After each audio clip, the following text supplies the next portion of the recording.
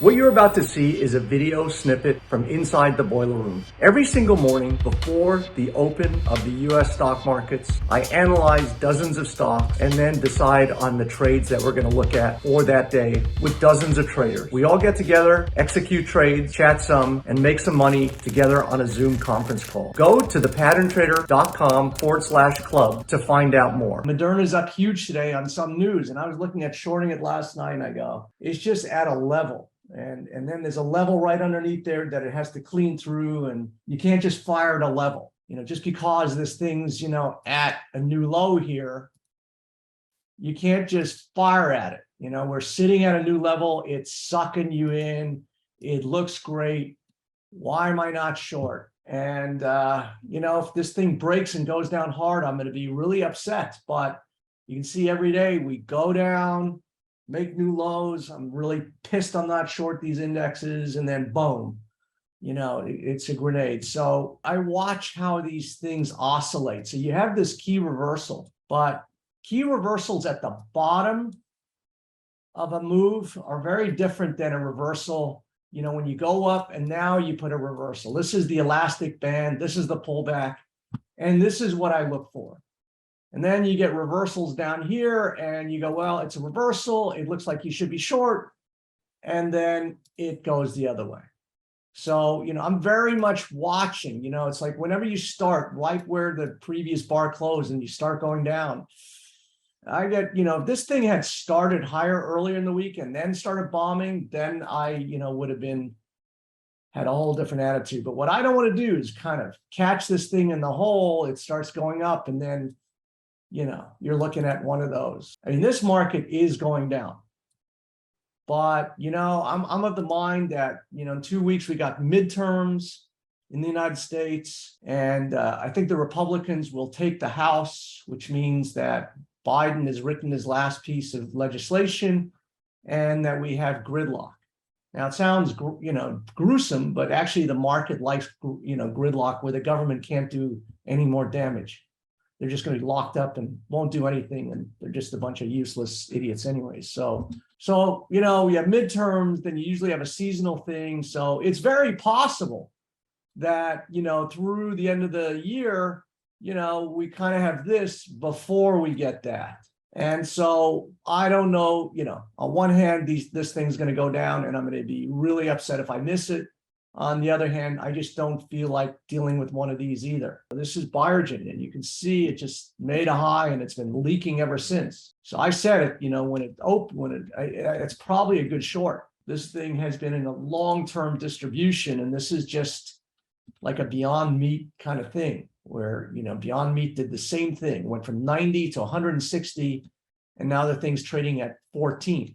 So you can see that this thing is, can't make a new high. It made a new high, and then the next week it couldn't make a new high, and the next week, so it's just running out of steam. And I think this is actually a good short. You could probably short it here, put a stop loss there, and this thing probably, but this thing looks like it needs time. Just needs to put some sideways time to then drop again.